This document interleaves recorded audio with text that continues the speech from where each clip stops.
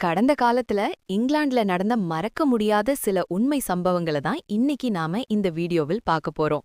நீங்க இதுவரைக்கும் நம்ம சேனலை சப்ஸ்கிரைப் செய்யாம இருந்தா சப்ஸ்கிரைப் செஞ்சுக்குங்க. அப்போதுதான் நான் போடுற வீடியோ உங்களுக்கு வந்து சேரும். விக்டோரியன் காலத்து லண்டன் என்றாலே உங்கள் நினைவுக்கு வருவது என்ன? உயர்ந்த தொப்பிகள், தெருவோர எரிவாயு விளக்குகள், பனிமூட்டமான கல் சாலைகளில் சத்தமிட்டு செல்லும் குதிரை வண்டிகள். கண்ணியமான ஆண்கள் தொப்பி கழற்றி வணக்கம் சொல்ல, பட்டாடையில் பெண்கள் வலம் வர, ஒழுக்க கட்டுப்பாடுகள் மிக தீவிரமாக பின்பற்றப்பட்ட ஒரு காலம் அது. கௌரவம்தான் உயிர் மூச்சு. ஒரு சிறு அவதூறு கூட எப்பேற்பட்ட அதிகாரத்தையும் தரைமட்டமாக்கிவிடும்.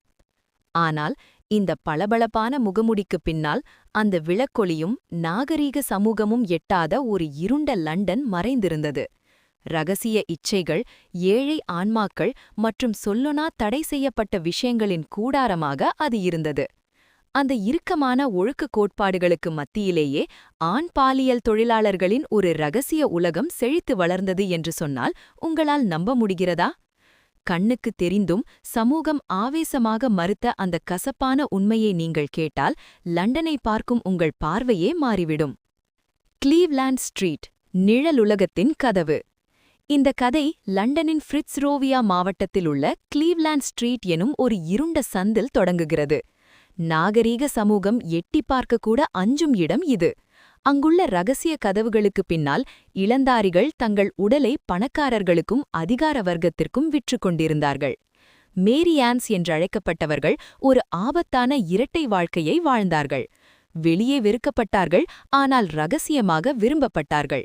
அவர்களின் மௌனம்தான் அவர்களின் உயிர்க்கவசம்.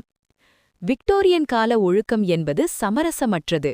ஓரினைச் சேர்க்கை என்பது சட்டப்படி குற்றம். சிறை தண்டனையும் கடின உழைப்பும் அதற்கு பரிசாக காத்திருந்தன. தேவாலயங்களில் இது பாவமாக பிரசங்கிக்கப்பட்டது. செய்தித்தாள்கள் இதை ஒரு சாபமாக சித்தரித்தன. இருப்பினும் லண்டனின் தார்மீக நிழலில் குளியல் அறைகளும் விபச்சார விடுதிகளும் கவனமாக செதுக்கப்பட்டிருந்தன. 19 கிளீவ்லாண்ட் ஸ்ட்ரீட், அதிகாரத்தின் அந்தரங்கம். இதில் மிகவும் பெயர் பெற்ற முகவரி 19 கிளீவ்லாண்ட் ஸ்ட்ரீட். மேலோட்டமாக பார்த்தால் ஒரு சாதாரண வீடு, ஆனால் உள்ளே உயர்குடி பிரபுக்களும் அரசியல்வாதிகளும், ஏன் அரச குடும்பத்தை சேர்ந்தவர்களும் கூட வந்து சென்ற ஒரு ரகசிய விடுதி. வறுமையால் வாடிய டீனேஜ் பருவத்தை தாண்டாத இளைஞர்கள் உணவுக்கும் பணத்திற்கும் ஆசைப்பட்டு இங்கே ஈர்க்கப்பட்டார்கள். தங்களுக்கு காத்திருக்கும் கொடூரமான வாழ்க்கை தெரியாமல் அவர்கள் உள்ளே நுழைந்தார்கள். 17 வயது இளைஞன் டாமஸ் வின்ஸ்கோ என்பவனை எடுத்துக்கொள்ளுங்கள். வறுமையிலிருந்து தப்பிக்க வழி தேடிய அவன் சுலபமாக பணம் சம்பாதிக்கலாம் என்ற பேச்சை கேட்டு இந்த இருண்ட உலகில் விழுந்தான். அவனது கள்ளமற்ற பருவம் ரகசியத்தையே கௌரவமாக கருதிய கனவான்களுக்கு விற்கப்பட்டது. பாக்கெட்டில் பணம் தொட, ஆனால் இதயத்தில் ஆறாத வடுவோடு அவன் இருளில் மறைந்து போவான். அந்த விடுதியின் உடைமையாளர் சார்ல்ஸ் ஹாமண்ட். ஒரு காலத்தில் மதிக்கப்பட்ட மனிதராக இருந்தவர் அவதூறுகளால் ஒதுக்கப்பட்டார். பிறகு அதிகாரமிக்கவர்களின் ரகசியங்களை வியாபாரம் செய்து பிழைக்கத் தொடங்கினார். அவரது வாடிக்கையாளர்கள் இன்பத்திற்காக மட்டுமல்ல, ஹாமண்டின் மௌனத்திற்காகவும் பெருமளவு பணம் கொடுத்தார்கள்.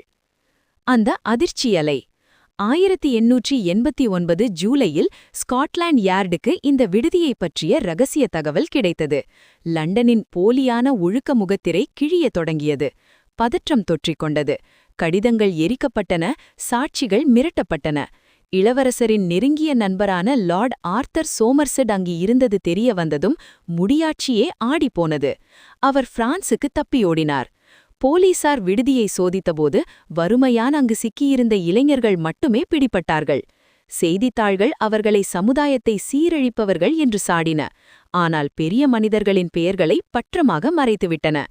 பணக்கார பிரபுக்கள் தப்பித்துக்கொள்ள அந்த இளைஞர்கள் சிறைக்கும் நாடு கடத்திற்கும் ஆனார்கள். ஒரு மௌனமான போர். கிளீவ்லாண்ட் ஸ்ட்ரீட் என்பது ஒரு துளிதான். லண்டனின் சந்து பொந்துகளில் ஜேம்ஸ் வாலஸ் போன்ற ஏராளமான இளைஞர்கள் தினமும் போராடிக் கொண்டிருந்தார்கள். ஒருபுறம் ரவுடிகளின் அடி, மறுபுறம் ஏமாற்றும் வாடிக்கையாளர்கள், மற்றொரு புறம் போலீஸ் பயம். இவர்களுக்கு மத்தியிலும் அவர்கள் ஒரு ரகசிய சமூகமாக ஒன்றிணைந்து ஆபத்தான வாடிக்கையாளர்களைப் பற்றி ஒருவருக்கொருவர் எச்சரித்துக் கொண்டு வாழ்ந்தார்கள். இந்த கதையின் மிகப்பெரிய பலியாட்டு புகழ்பெற்ற எழுத்தாளர் ஆஸ்கர் வைல்ட். 1895இல் அவருக்கு வழங்கப்பட்ட தண்டனை அந்த ரகசிய சமூகத்தையே நடுங்க வைத்தது. முடிவற்ற நிழல். விக்டோரியன் கால லண்டன் அந்த இளைஞர்களை குற்றவாளிகளாகவும் பாவிகளாகவும் பார்த்தது. ஆனால் அதே மனிதர்கள்தான் ரகசியமாக வண்டிகளில் வந்து இவர்களை தேடினார்கள். இந்த முரண்பாடுதான் விக்டோரியன் காலத்தின் உண்மையான முகம்.